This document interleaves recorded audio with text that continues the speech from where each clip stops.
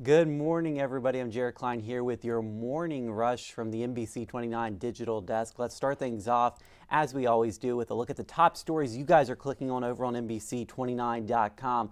Coming in at number one, a Charlottesville family frustrated with apartment complex after response to unhealthy conditions. At number two, an old lumber site in Albemarle County to be used for a solar panel project. And then at number three, a large bird migration expected in Virginia this evening. All right, well, a woman in Barracks West, Section 8 housing in Charlottesville is facing issues with her apartment. She says communication with the complex has been frustrating. Her children are facing more and more health issues, and the apartment failed an inspection last week. Sheena White, the apartment renter, is hoping the complex will fix the mold, mildew, and mice in her apartment, and quickly. She says this is especially important because her children have asthma. My son immediately began to struggle with his breathing. Throughout the night, I couldn't get it to cease, so I took him to the emergency room, and it was asthma exacerbations. Charlottesville Redevelopment and Housing Authority says Barracks West must fix the problems and schedule a re-inspection, or the housing assistance payment will be abated effective immediately. Barracks West has not responded to NBC29's request for an interview. All right, well, Albemarle County could be taking a big step toward going green. Hexagon Energy is looking to build 650 acres worth of solar panels, which is enough to power 25,000 homes. It got one of the approvals it needs to start construction. The plot of land is an old pine tree farm. It already has access to power lines and is not farmable. It takes degraded timberland that has been cut over multiple times, has highly acidic soils, isn't good for a lot, and it really helps rejuvenate those soils and reintroduce bees, butterflies, and native wildlife habitat to that area. The project would also include 500 acres of meadowland and a 200-foot tree buffer, so the panels would not be visible. All right, some people who live in Louisa County could be on the verge of getting an unexpected tax rebate. The Board of Supervisors could approve a real estate rebate as soon as this month in hopes of combating rising housing prices.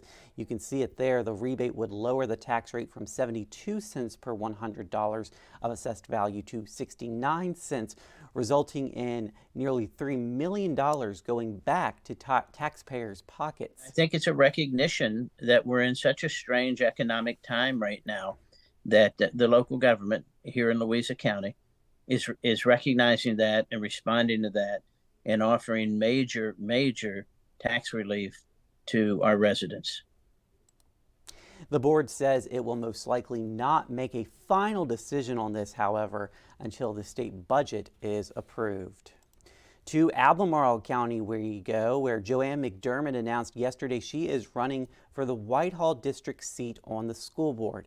Now, McDermott says she has studied the county schools data for years and noticed issues are not being resolved.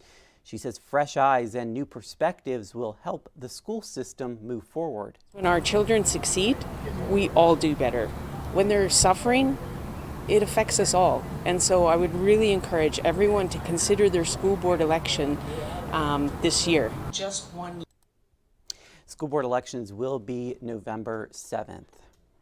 All right, well, if you're still looking for something to do this weekend, here's an opportunity to listen to some good tunes and support a good cause. The Albemarle County High School Jazz Band is holding its annual benefit concert at the Jefferson Theater. Each year, the band chooses a different nonprofit to help, and this year, all of the ticket proceeds will go to Loaves and Fishes Food Pantry. Great for the kids to get an experience where they can kind of learn how to use their musical abilities to make a difference in the community that they live in. And it's a great chance for them to kind of get to know some of the different businesses or nonprofits in the area. It's a unique opportunity. Not many high schools have the capability to learn this music at this level, and also all the guest artists coming in, it really opens a new avenue for people to explore the music. The concert is Sunday, April 16th at 7 o'clock. You can buy tickets from Jefferson Theater's website. All right, we are expecting another warm one outside today. You may even call it hot out there with highs reaching near 90 degrees. Let's send things over now to meteorologist David Rogers with a full look at what he's tracking. Good morning, everyone. Getting off to a pretty pleasant start. Today will certainly be the hottest day of this stretch of summer-like weather, with many locations today warming up to near 90 degrees. There's a live look at Doppler radar. High pressure still to the south. We'll see mostly sunny sky, near 90-degree temperatures today. Make sure you put on the sunscreen. Hydrate yourself if you're going to be spending a lot of time outdoors. Meanwhile, we're tracking an area of low pressure along the Gulf Coast states. That will start to bring cloudiness to the area during the day Friday. Maybe a stray shower in the afternoon, but a higher probability for those rain showers Friday evening into Friday night. Some of that will last into early Saturday morning, and then we should start to dry out and clear out later in the day Saturday. Meanwhile, we're also tracking a cold front to the west. That will bring a better chance of widespread rain and a few scattered thunderstorms to the area later in the day Sunday, followed by a return to reality. We get back to normal conditions. Normal highs this time of the year should be in the upper 60s to low 70s, and that's what we will see throughout much of next week. That's a quick look at your forecast for.